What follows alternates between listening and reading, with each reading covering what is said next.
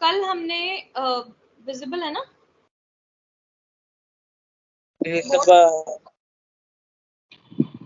Board visible है? हाँ ठीक है। हाँ जी, तो कल हमने वाइगोत्स्की किया था, ठीक है, और प्याजे कंप्लीट कर लिया था। तो आज मैं आपको मॉरल डेवलपमेंट करानी है, नैतिक विकास, जो कि दी है कोहलबर्ग ने, LPERG, कोहलबर्ग ने। ठीक है, अब जो कोहलबर्ग हैं उनका नाम काफी ज्यादा कोहलर से मिलता जुलता है, तो आपने यहाँ पे कंफ्यूज नहीं होना। पहली चीज तो जो कोहलर की थ्योरी है वो लर्निंग की थ्योरी है, ठीक है, और जो इनकी थ्योरी है वो डेवलपमेंट की थ्योरी है फर्स्ट ऑफ ऑल, ठीक है। तो इसके साथ इसको कंफ्यूज नहीं करना। मोस्टली ऑप्शन में कोहलर और कोहलबर्ग दोनों लिख देते हैं, वो आपको सिर्फ कंफ्यूज करने के लिए, ठीक है। तो इन्होंने किस चीज की बात की है? नैतिकता की बात की है कि नैतिकता क्या होती है। अब पहले आप ये बताओ कि मोरालिटी क्या होती है। What is morality according to you?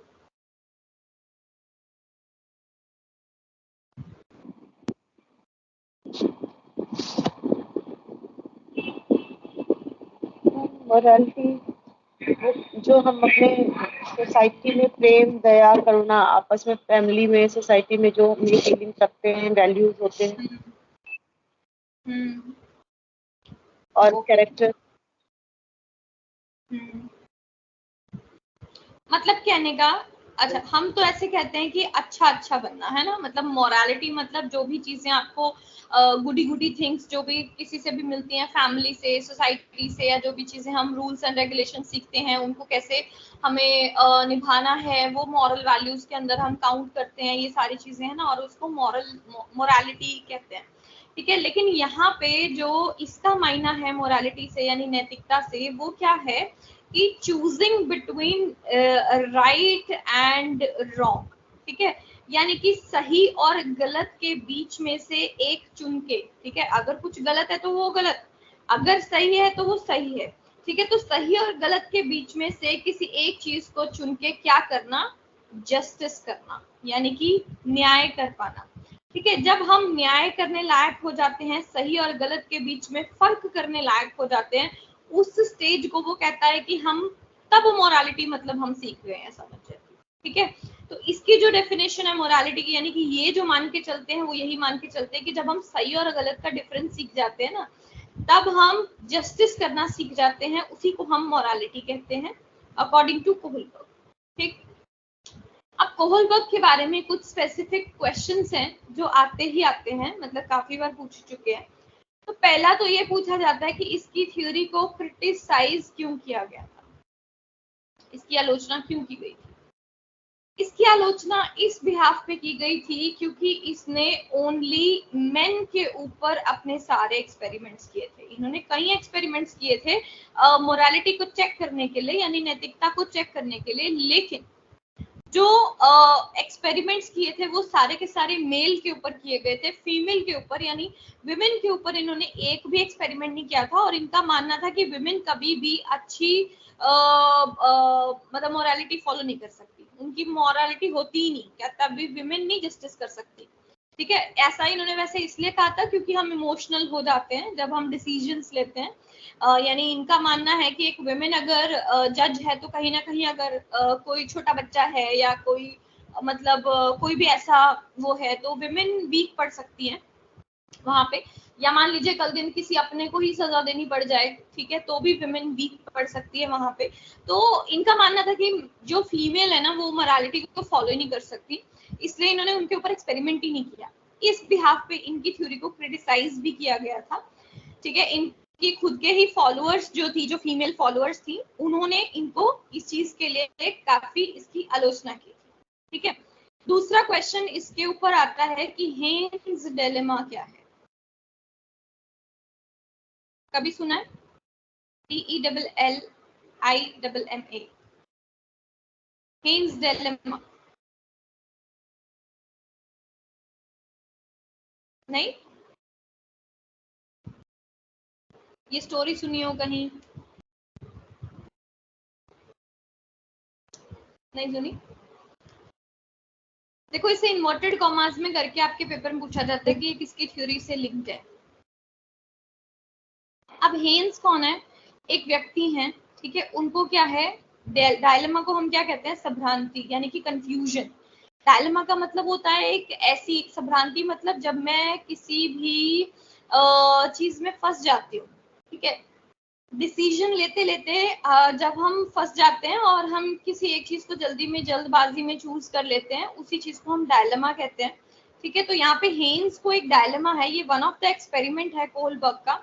तो हेन्स एक व्यक्ति हैं जिनकी बीवी काफी बीमार है और उनको ठीक होने के लिए एक केमिकल, कुछ बुक्स में लिखा है, कुछ बुक्स में लिखा है कुछ रेडियम करके कुछ चाहिए था, ठीक है। तो उनको ठीक होने के लिए, मतलब उनको काफी सीवियर बीमारी होती है और उनको ठीक होने के लिए एक दवा चाहिए, जिस दवा में मतलब वो कहीं शायद ही रेयर मिलती है। तो हेन्स एक केमिस्ट के पास जाते हैं, वहां पे वो दवा मिल जाती है, लेकिन वो केमिस्ट काफी कॉस्टली बता रहा होता है उसको, ठीक है। अब हेन्स उसको अफोर्ड नहीं कर पाते, लेकिन उसको अपनी बीवी की जान बचानी है।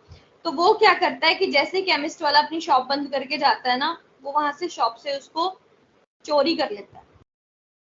अब क्या हेन्स ने ठीक किया?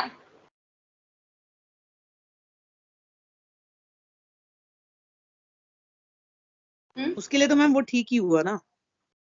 मैम पर अगर अकॉर्डिंग टू सिचुएशन, जी, कभी कभी कोई चीज होती है कि सिचुएशन के हिसाब से गलत चीज भी सही हो जाती है। जैसे चोरी करना गलत है, मगर अगर उससे किसी की जीवन बच रहा है तो वो सही है। फिर ऐसे तो हर चोर कोई ना कोई ऐसा रीजन दे देगा।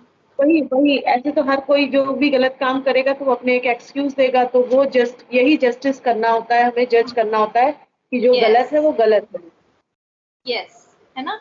तो अभी मतलब यहाँ पे कोलबर्ग ना क्वेश्चन मार्क उठाता है, यहाँ पे वो आंसर नहीं करता है, यहाँ पे वो क्वेश्चन मार्क उठाता है कि देखो ये डायलेमा है कि उसका सही हुआ या गलत हुआ। अब हमें अगर राइट और रॉन्ग के बीच में चूज करना है, तो how we are going to choose कि भाई उसका सही था या गलत था। बहुत से बच्चे, जैसे जब भी हम डिस्कस करते हैं इस चीज को, तो क्लास में बड़े सारे बच्चे कहते हैं नहीं मैम बीवी की जान बचानी थी, तो बिल्कुल सही किया उसने। बट कुछ बच्चे कहते हैं नहीं मैम चोरी तो चोरी होती है ना, वो स्टेटमेंट भी आती है सामने से। सो ये जो चीज है इसके अंदर हम कहीं ना कहीं एक डायलेमा में है, एक कंफ्यूजन में रहते हैं जब हमें राइट और रॉन्ग के बीच में चूज करना होता है, क्योंकि वो सिचुएशन पे डिपेंड कर रहा होता है काफी हद तक। और कई बार ऐसा होता है कि हम रॉन्ग होते हुए भी चीज को राइट नहीं कह पाते और राइट होते हुए भी उसको रॉन्ग नहीं कह पाते, ठीक है। तो ये जो सिचुएशन है इसी के बारे में वो यहाँ पे हमसे डिस्कस करता है चीजों को। अब देखो अब क्या है, ये तो दो हो गई, एक इसकी स्टोरी इसके एक्सपेरिमेंट से रिलेटेड, ठीक है। दूसरी हो गई इसका ये आपका क्रिटिसिज्म, ठीक है। अब आती हैं जी इसकी स्टेजेस। क्वेश्चन ये भी आता है कि इसने कितने लेवल्स दिए हैं और कितनी स्टेजेस दी हैं, ठीक है।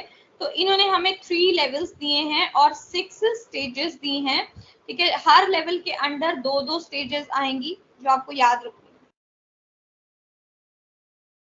पहले हम करते हैं लेवल 1।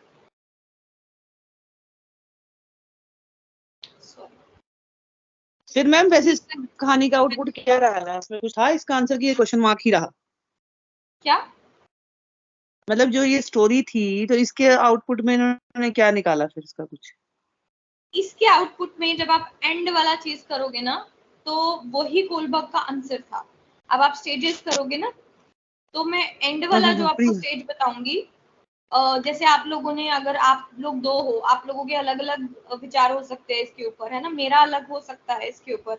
मतलब मेरे को ये लगता है कि यार उधार भी मांग सकता था, कुछ और भी कर सकता था, कोई जरूरी थोड़ी थी कि मतलब एंटी सोशल ही जाना है आपको, ये तो जरूरी नहीं होता। बट हाँ, अपना अपना सबका रहता है ना, कोई कुछ कहता है नहीं मैम ठीक था, क्या पता उस टाइम क्या सिचुएशन थी या जो भी था। तो जो एंड वाला जो इसका स्टेज आएगा, वहां पे इसने कोलबर्ग ने इसका आंसर किया, ठीक है। वो हम अभी स्टेजेस करते हैं तो बताती हूँ। सॉरी ये स्टेज नहीं है, ये लेवल है।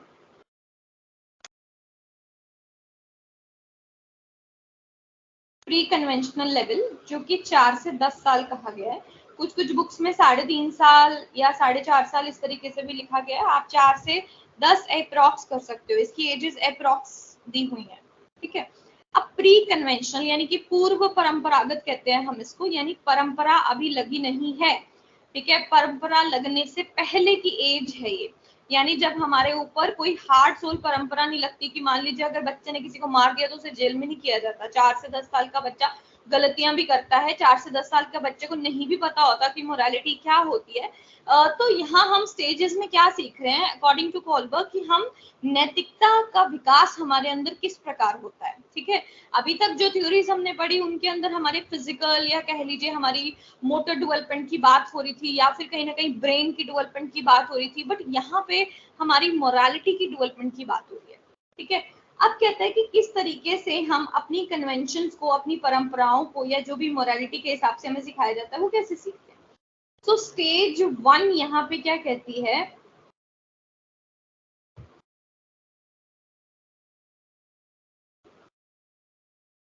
Punishment obedience stage. ठीक है, इसका दूसरा एक और नाम भी लिया जाता है पेन प्लेजर स्टेज। ठीक है, कहीं कहीं बुक्स में इसको पेन प्लेजर लिखा गया है, कहीं बुक्स में इसको मतलब इसके स्टेजेस के नाम कोई पक्के नहीं है। ठीक है, मतलब पक्के इन द सेंस कहीं कुछ लिख दिया है कहीं कुछ, बट आपको मतलब समझना है। मोस्ट ऑफ द बुक्स में आपको पनिशमेंट और ओबीडियंस ही मिलेगा। अब देखो पनिशमेंट और ओबीडियंस का यहाँ पे क्या मतलब है कि बच्चा दंड से बचने के लिए आज्ञा का पालन करता है। ये उसका पहला चरण होता है जब वो मोरालिटी को सीखता है। ठीक है, यानी कि जब आप उसे कहते हो कि नहीं ऐसे नहीं करना, ठीक है, आप उसको डांटते हो या थप्पड़ मार देते हो, या जैसे छोटा बच्चा है जो भी हमारा ढंग होता है उसको समझाने का कि ये चीज नहीं करनी दोबारा, है ना, हम उसको धमकाते हैं एक तरीके से, थप्पड़ तो बाद में ही मारते हैं। तो वो क्या है, वो पनिशमेंट से डरते मारे आपको क्या कर लेता है, ओबे कर लेता है।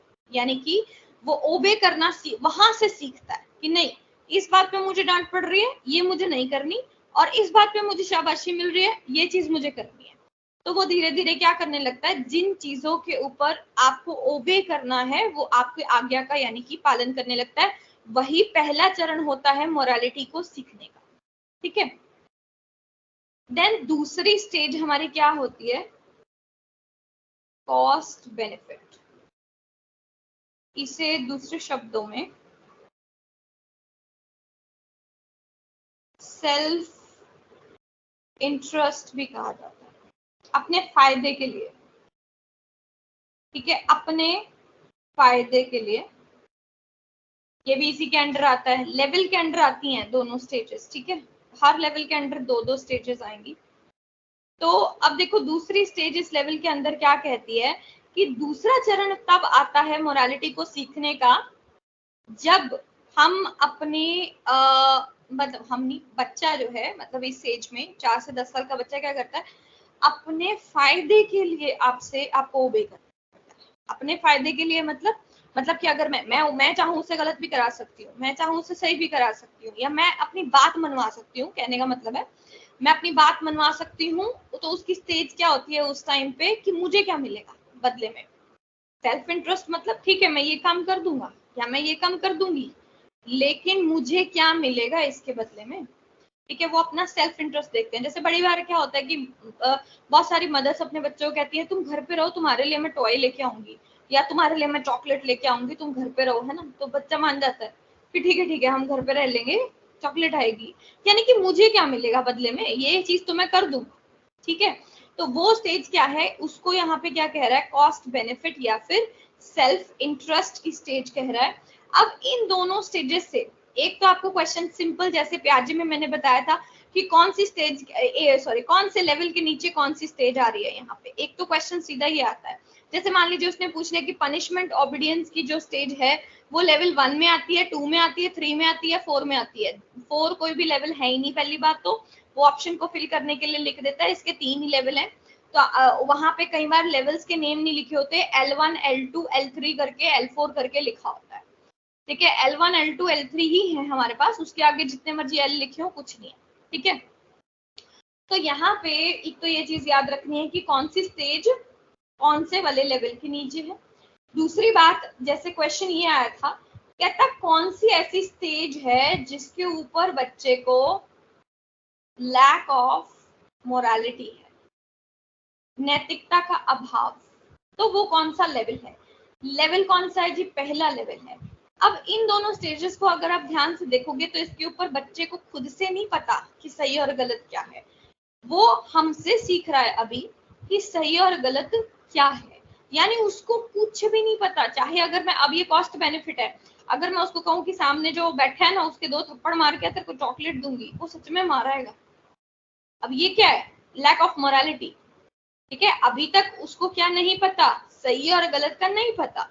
बस जो चीज हम उसे बोल देंगे, यानी कि अगर मैं किसी चीज पे उसको मतलब दंडित कर दूंगी या किसी चीज पे उसको अच्छा शाबाश दे दूंगी, तो वो क्या करेगा? ओबे कर लेगा।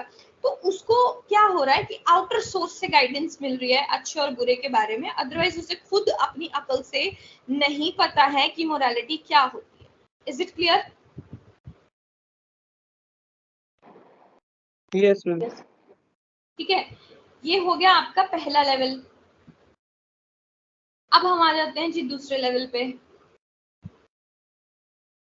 दूसरा लेवल है कन्वेंशनल लेवल, और एज इस पे आएगी 10 से 13 साल।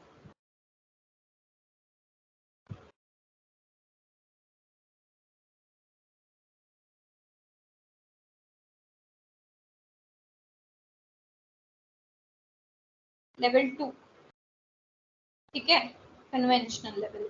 अब देखो इसके अंदर जो स्टेज 3 आएगी, 1 2 3 4 5 6 ऐसे लिखना है, 1 2 1 2 1 2 नहीं लिखना। ठीक है, तो थर्ड स्टेज जो हमारी रहेगी वो है गुड बॉय या good girl image oriented.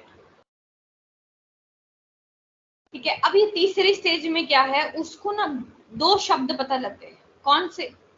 Good और बैड, ये 2 शब्द पता लग गए। मोस्टली जैसे आपने देखा होगा कि अगर कोई गलत चीज हुई होती है ना, तो बच्चा कहता है इसने किया, मैंने नहीं किया। ठीक है, और अगर कुछ अच्छा हुआ है तो वो बोलेगा मैंने किया ये। ठीक है, अब उसको क्या पता है कि मुझे गुड बुक्स में ही रहना है, यानी उसको ये बात समझ में आ गई। ठीक है, कि गुड और बैड होता है, और मुझे क्या करना है, मुझे क्या दिखाना है, सिर्फ सिर्फ गुड दिखाना है। ठीक है, तो यहाँ पे वो अपनी इमेज से रिलेटेड चीजों को करने के लिए, यानी अपनी इमेज को मेंटेन करने के लिए क्या करते हैं, आपके कन्वेंशंस को फॉलो करते हैं, यानी कि मोरालिटी को धीरे धीरे ग्रास्प करने लगते हैं कि अच्छा ये गुड होता है और मुझे यही करना। ठीक है, ये एक तरह से उसकी शुरुआत हो गई कि किस तरीके से उसको खुद से पता लग जाता है कि मुझे मोरालिटी को फॉलो कैसे करना। ठीक, वो गुड और बैड के बीच में डिफरेंस करके या और अपनी इमेज को मेंटेन रख के। ठीक है, अपनी इमेज को मेंटेन रखना शुरू कर देता है बच्चा वहां से। देन नेक्स्ट आता है जी social order maintaining. Social order maintaining का मतलब है सामाजिक जितने भी हमारी नियम है, ऑर्डर मतलब ये वो वाला ऑर्डर मतलब रूल। ठीक है, सोशल ऑर्डर मेंटेनिंग मतलब जितने भी हमारे रूल्स सोसाइटी ने बनाए हैं उन सबको एक तरीके से बरकरार रखना, बनाए रखना, उनके साथ साथ चलना। ठीक है, अब बच्चा क्या सीखने लगता है, अब देखो ऑलमोस्ट वो टीनेज में एंटर करने वाला है, तो उसको क्या पता लगने लगता है कि सोशल ऑर्डर को किस तरह से मेंटेन रखना है, और धीरे धीरे उसको वो सारे सोशल ऑर्डर्स जो हैं वो पता भी लगने लगते हैं। ठीक है, जैसे 10 साल के बाद, मोस्टली 10 या 11 या 12 साल के बाद, कि आपको आप कितनी देर बाहर जा सकते हो, कितनी देर आप कब, क्या सही टाइमिंग है आपके घर में आने की, यानी खेलने गया अगर बच्चा, तो आपको घर में आने की क्या टाइमिंग है, या वो सारी चीजें ऑब्जर्व भी करते हैं कि अगर हम कहीं जा रहे हैं तो आपको रेड लाइट पे रुकना है, ग्रीन लाइट पे चलना है। अब ये भी सोशल ऑर्डर है ना। ठीक है, तो ये छोटी से छोटी चीजें लेके बड़ी से बड़ी चीजों तक क्या चीजें सोसाइटी में मान्य हैं, क्या चीजें अमान्य हैं। ठीक है, जैसे अगर स्मोकिंग है, ड्रिंकिंग है, तो उसे ये पता चल जाएगा कि these are considered in non acceptable things under society. ठीक है, तो सोसाइटी में ऐसी क्या चीजें हैं जिससे हम उसके ऑर्डर को मेंटेन करके रख सकते हैं, ये चीजें यहाँ पे बच्चे को पता लगने लग जाएंगी। ठीक है, तो ये हमारा आता है, इसीलिए इसका लेवल का नाम ही क्या है, परंपरागत स्तर, यानी यहाँ पे उसको परंपराओं का पता चल जाएगा। ठीक है, वो पिछला लेवल क्या था जहाँ पे उसको अभी तक उसके ऊपर रूल्स इम्पोज नहीं किए गए। ठीक है, उसे अभी तक नहीं पता, बट यहाँ पे उसे पता चल जाएगा। Is it clear?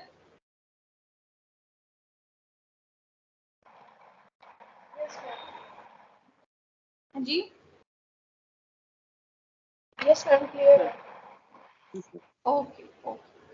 अब आ जाता है लेवल 3, ठीक है, 13 ऑनवर्ड्स। लेवल 3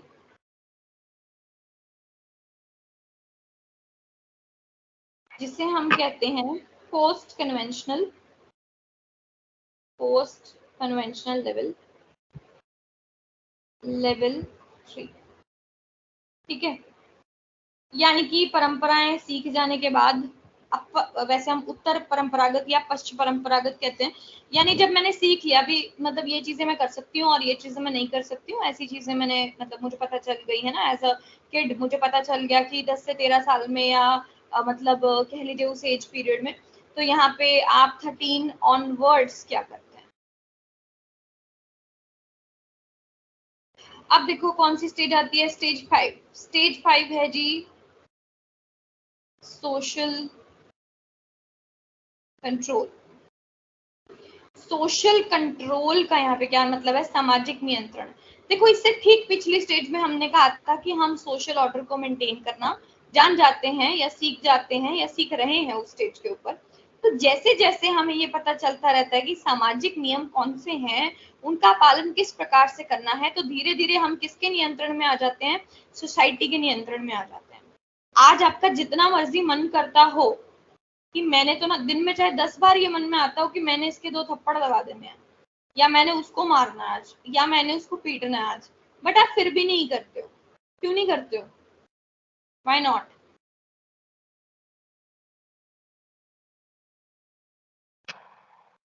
हाँ सोसाइटी इसको परमिट नहीं करेगी और हाँ उससे सोसाइटी की इमेज खराब हो जाएगी। बिल्कुल, है ना। तो आपको पता है कि सोसाइटी में इस चीज को अच्छा कंसिडर नहीं किया जाता, यानी कि you are under social control.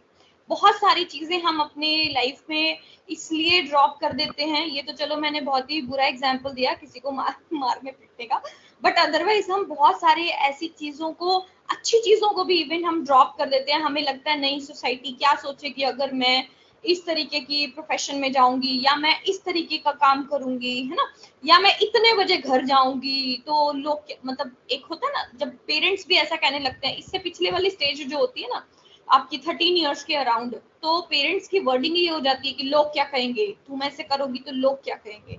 अब वो लोग क्या कहेंगे वाला जो एक सीन होता है, वो हमें धीरे धीरे सोशल कंट्रोल में ले आता है। तो हम क्या करने लगते हैं, स्टेज 5 तक आते आते अकॉर्डिंग टू कोलबर्ग हम कंप्लीटली अंडर सोशल कंट्रोल हो जाते हैं, और हमें लगता है कि जो सोसाइटी में मान्य है, मतलब हम वही करते हैं, और हम कर भी रहे हैं, मेजॉरिटी ऑफ पीपल वही कर रहे हैं, ठीक है। फिर आता है जी स्टेज 6। इसको हम, इसका नाम है यूनिवर्सल एथिकल प्रिंसिपल ओरिएंटेड, यानी सार्वभौमिक नियमों का पालन करना, या फिर कई बुक्स में इससे, मतलब इसका दूसरा नाम ही समझ लो आप, स्टेज ऑफ सेल्फ कंसाइंस, यानी अंतरात्मा का चरण। ये वो लास्ट स्टेज है जिसके ऊपर कोलबर्ग ये कहता है कि अब आपको सारा पता लग गया, अब आपको ये भी पता है कि सोसाइटी में क्या मान्य है, अमान्य है, मुझे क्या करना है, नहीं करना है। जैसे अब हम इस स्टेज पे हैं, ठीक है, हम खुद को अगर इस स्टेज पे रखते हैं तो हमें पता है कि हमें क्या चीजें सही है जो करनी चाहिए, और क्या चीजें नहीं सही है जो नहीं करनी चाहिए, ठीक है। अब क्या होता है कि सही और गलत के मायने जो होते हैं, यानी डेफिनेशन जो होती है, जो एक परिभाषा होती है सही और गलत की, वो आपकी अपनी बनने लगती है। अपनी मतलब जरूरी नहीं है कि जो चीज रियांका को ठीक लग रही है वो मुझे भी ठीक लगे, या जो मेनका को ठीक नहीं लग रही है वो मुझे भी ठीक ना लगे। तो वो कोई जरूरी तो नहीं है, या मुझे जो चीज सही लग रही है, मेरा जो आंसर होगा, जरूरी थोड़ी है वो आप दोनों का भी आंसर होगा, ठीक है। अगर हम एक सोशल इशू लेते हैं, कोई भी सोशल ले लो आप, बुरखे के बारे में आप डिस्कस कर लो, आप चाहे किसी और लॉ के बारे में डिस्कस कर लो जो कि सोसाइटी के वेलफेयर के लिए बनाया गया है या किसी भी अदर तरीके से बनाया गया है, ठीक है। तो उसके ऊपर आपको हमेशा 2 मत मिलेंगे, 2 क्या 1000 मत मिलेंगे। वो 1000 मत क्यों मिलेंगे? क्योंकि हर किसी के जो राइट की परिभाषा है वो डिफरेंट है और जो रॉन्ग की परिभाषा है वो उनकी डिफरेंट है, अपनी अपनी है। मेरी बात समझ रहे हो? यस मैम, सब अलग अलग माहौल से आते हैं, उनके अपने अलग उनकी मोरालिटी होती है, उसके अकॉर्डिंग वो प्रिडिक्ट करेंगे। यस यस, ऐसा ही, यही आंसर मैं कह रही थी कि ये जो हमने हेन्स की बात की थी कि उसके अंदर जो उस वक्त कोहलबर्ग का राइट था ना वो वही था, ठीक है, यानी कि उसको लगा, उसके मायने में उसकी मोरालिटी यही उस चीज को मानने कह रही थी। और इसके बारे में अगर हम जवाब भी लेते हैं, जैसे क्वेश्चन पता है एक बार क्या आया था कि एक कोई एक पता नहीं नाम लिखा हुआ था ऐसे ही कि मतलब एक बंदा है, नाम दिया हुआ था कि एक बंदा है उनके घर में बिल आया है, बट उसको लगता है कि ये बिल ठीक से नहीं बना, हालांकि उसमें लिखा है कि उसको फाइन पड़ेगा, ठीक है, यानी कि उसको पता है कि उसके लिए उसको सजा हो सकती है, फाइन पड़े, पर फिर भी वो कहता मैं नहीं भरता क्योंकि ये बिल गलत है, भाई मेरी नजर में ये बिल गलत है, मैंने नहीं भरना, ठीक है। अब वो कौन सी स्टेज पे है, क्वेश्चन ये था, उसने पूछा ये कौन सी स्टेज पे है, तो वो यूनिवर्सल एथिकल की है। क्यों? क्योंकि उसके लिए वहां पे राइट की परिभाषा कुछ और है, उसके मायने में या उसकी डेफिनेशन में या उसकी सोच में वो चीज गलत है, ठीक है, जो किसी और के लिए ठीक है। क्लियर? यस मैम, मतलब हम इस स्टेज तक आते आते अपने प्रिंसिपल खुद से ओरिएंट करना शुरू कर देते हैं। जैसे हाँ स्टार्टिंग में हम कि पेरेंट्स की बात मान रहे हैं, सोसाइटी के बारे में सोच रहे हैं, यहाँ इस लेवल तक आते आते हम खुद से इतना डेवलप हो चुके होते हैं कि हम उसको अपना जस्टिफाई कर पाते हैं। हाँ जी हाँ जी हाँ जी, कर पाते हैं, अपने मायने से जस्टिफाई कर, और हम करते भी हैं ऐसा, हाँ करते भी हैं। जैसे आप खुद से भी, आप अपनी पर्सनल उसमें भी देखोगे ना, तो हम ऐसा करते भी हैं। हम बहुत बार कहते हैं यार मुझे नहीं ठीक लग रहा तो मैंने नहीं करना, मुझे लगता है ये चीज सही नहीं है, आप ऐसा कहते हो ना। तो वैसे ही सेम ये चीज, तो कोलबर्ग कहता है कि भी जो मोरालिटी की एंड स्टेज है ना, उस पे तो हमारी राइट और रॉन्ग की परिभाषा ही अपनी अपनी हो जाती है, एक परिभाषा कभी नहीं रहती। सामने वाले से हम सहमत है या नहीं ये जरूरी नहीं है, ठीक है। तो मैम कोलबर्ग और बायजोस्की दो के दोनों मतलब एक तरह से सोसाइटी से ही लर्निंग क्या को बोल रहे सीख हो? रहे हैं। कोलबर्ग और बायजोस्की का है जो, कोलबर्ग वो और क्या? दोनों ही वाइगोस्की का जो दोनों की लर्निंग थ्योरी है वो भी सोशियो कल्चर पे है। लर्निंग थ्योरी किसकी है? डेवलपमेंट की है। यस मैम, तो दोनों ही सोसाइटी से ही मतलब एक तरह से सीख रहे हैं कि जी सोसाइटी जी जिस जी चीज जी, को है तो। एडमिट कर हाँ रही हाँ है। हाँ हाँ हाँ हाँ हाँ हाँ, बिल्कुल बिल्कुल। बट इसने इसने अपनी स्टेजेस में डिस्कस किया, इसने जैसे सोसाइटी को इसने बहुत ही उसके अंदर नहीं रख के किया, बट हाँ जितनी भी मोरालिटी है वो ये कहता है कि हम सोसाइटी के अकॉर्डिंग ही चलते हैं, क्योंकि रूल्स कौन तय करता है? हम सोशल एनिमल्स हैं, तो रूल्स जो है वो फैमिली नहीं तय करती। फैमिली तो बच्चे को, बहुत कुछ ऐसा होता है, बड़े सारे पेरेंट्स ऐसे होते हैं जो चाहते हैं कि हमारा बच्चा जो चाहता है वो करे, लेकिन फिर वही जैसे मैंने कहा कि उनके दिमाग में भी क्या चलता है, लोग क्या कहेंगे, है ना। क्वेश्चन तो वो कहते हैं जी लोग तो हमें आके कहेंगे ना आपका बच्चा ऐसे कर रहा है, विच मीन्स कि सोसाइटी उनको कहीं ना कहीं, हमारे ऊपर एक सोशल प्रेशर होता है जो हमें रोकता है उस चीज से, ठीक है। या आप कह लीजिए, अच्छा कौन लोग होते हैं वो, कभी नहीं आता कोई, कोई घर पे नहीं आके पूछता कि आपका बच्चा क्यों ऐसे कर रहा है या क्या कर रहा है, मतलब इट्स जस्ट दैट कि हम ये बात सोच लेते हैं कि कोई क्या कहेगा अगर ये ऐसा करेगा, तो हम उस सोशल प्रेशर में आ जाते हैं, क्योंकि सोसाइटी ही होती है जो रूल्स बनाती है, जो तय कर लेती है कि भाई ये चीज चलेगी और ये चीज नहीं चलेगी, और ऐसा कहीं लिखा नहीं है कि वो तय कर लेती है, कोई रूल बनाए, बस ऐसे ही रैंडम, किसी बुक में नहीं लिखा है ऐसे, यस ठीक मैम, है। बस वो एक माइंड हमारा होता है कि हम अगर कुछ अलग काम करेंगे तो सोसाइटी में हमारे उस बारे में डिस्कशन होगा, और डिस्कशन बिल्कुल। राइट वे में होगा या रॉन्ग वे में होगा, उसका डर जो होता है वही हमें किसी चीज के लिए हाँ, रोकता है। राइट राइट, बट आजकल क्या है ना, पहले ऐसा होता था, आजकल क्या हो रहा है कि आप सही चलोगे वो तो भी नहीं चलने देते, आप गलत चलोगे तो बिल्कुल ही नहीं चलने देते मतलब हाँ, जो अब मैंने देखा धीरे-धीरे है। आज की जनरेशन ये मतलब उसको फ़र्क नहीं पड़ता है कि हाँ, आप मेरे बारे में चाहे जैसा सोचो, मुझे जो करना फर्क है मैं पता वो। क्यों नहीं पड़ता? हाँ, बट फर्क पता है क्यों नहीं पड़ता कि एक्चुअली क्या होता है कि वो कुछ भी कर रहे हैं ना तो सोसाइटी कहती है ले अच्छा यही क्या है, अच्छा दूसरा कुछ और कर लेना था, मतलब एप्रिसिएशन नहीं है किसी भी चीज में, यहाँ क्या हो रहा है कि अगर बच्चा गुड कर रहा है, अब ये कोलबर्ग ने तो पहले दी है ये थ्योरी, है ना, तो अगर किसी का बच्चा भी गुड कर रहा है या हमारा बच्चा भी गुड कर रहा है तो उसको एक एप्रिसिएशन, एक प्रेज की जैसे देखा जाता है। बट आजकल वो नहीं है। आजकल क्या है, बच्चा कुछ भी कर रहा है उसको क्रिटिसिज्म जरूर मिलता है सामने से, वो किसी भी फील्ड में क्यों नहीं है। मतलब I have personally seen this. तो ये भी एक रीजन है कि वो नहीं मानते कि हाँ कौन लोग हैं जो हमें ऐसे कहेंगे, लोगों क्या है, उन्होंने तो फिर भी बोलना ही है, ये बात कहते हैं। ठीक है, तो ये आपका कोलबर्ग है। इसके ऊपर क्वेश्चंस जैसे मोस्टली जैसे मैंने बताया L1 L2 L3 करके लिखा होता है, कौन सी स्टेज कौन से लेवल के नीचे है, ठीक है। या फिर आपको जैसे अच्छा एक बार एक क्वेश्चन आया था जैसे कि बच्चे ने पेंसिल उठा ली और मतलब डर के मारे वापस रख दी। मतलब एक बच्चे ने किसी की पेंसिल उठा ली क्लास में और डर के मारे वापस रख दी, तो वो कौन सी स्टेज है? स्टेज 1। हाँ, स्टेज 1 पनिशमेंट ऑब्डियंस। यानी कि मुझे दंड मिलेगा इसके बदले में कि मैंने बिना पूछे उठा ली, तो उन्होंने ओबे कर लिया उस चीज को फटाफट से, तो ये चीज क्या है आपकी पनिशमेंट। तो ऐसा एग्जाम्पल भी आ सकता है आपको, जैसे मैंने अभी आपको वो बिल वाला एग्जाम्पल दिया, ठीक है, तो वो भी ऐसा भी कुछ आ सकता है। या फिर जैसे गुड बॉय बैड बॉय, तो उन्होंने सीधा ही पूछ लिया हुआ था कि कौन से लेवल के नीचे आता है वो, ठीक है। तो ऐसे क्वेश्चंस यहाँ से आपको आएंगे। ठीक है जी, अब हम अपनी नेक्स्ट थ्योरी करते हैं।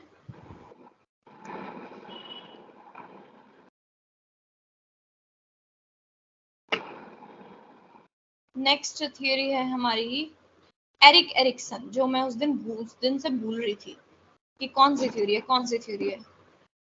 एक और थ्योरी है,